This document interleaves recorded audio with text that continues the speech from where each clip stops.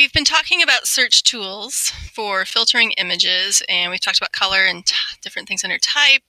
We haven't looked under time. You can look at that yourself if you'd like to. We've also not looked at size, but size is a useful filter at times as well.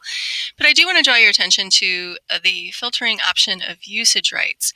We talked earlier about copyright and fair use, being that we are nonprofit and using this for educational purposes.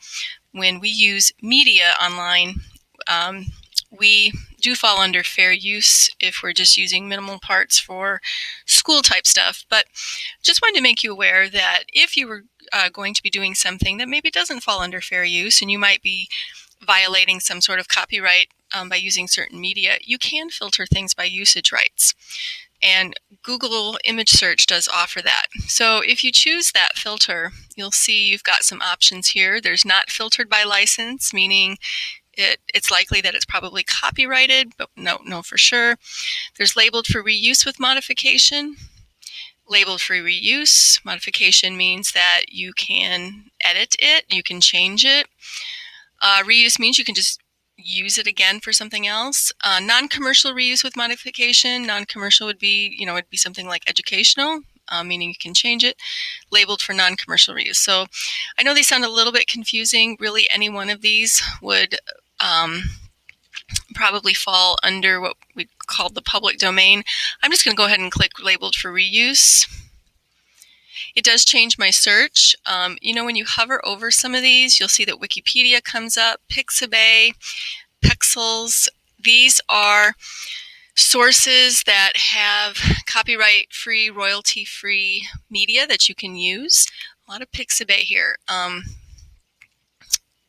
So these are ones that are not going to violate any type of copyright. So if you were worried about copyright infringement for something that you're doing, and then you don't think it falls under fair use, then when you are looking for media, in this particular instance it's images, then use that search filter of usage rights to cover yourself. So that's just a little bit about the filter of usage rights in Google Images. In the past, when we wanted to add images to documents or to slides in a Google presentation or just about anything, we would have to do a copy-paste procedure. Sometimes if the image had some special features like animation, it would be necessary to save them and then insert them.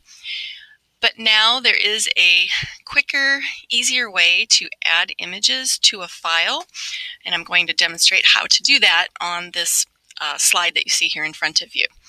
I did a search for a pumpkin, and I found one that I would like to use in my presentation, remembering that I'll have to cite it later.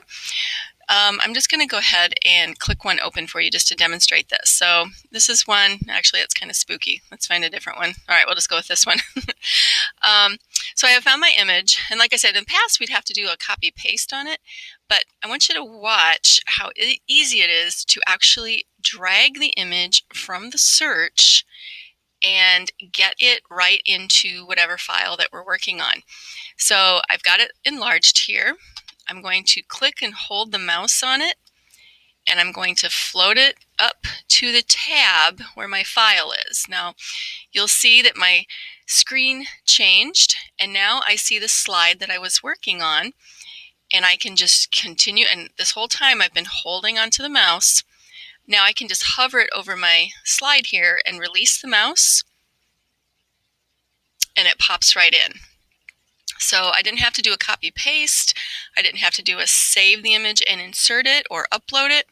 I just simply dragged it. So I'm going to demonstrate that one more time because it took me a couple times to get that right.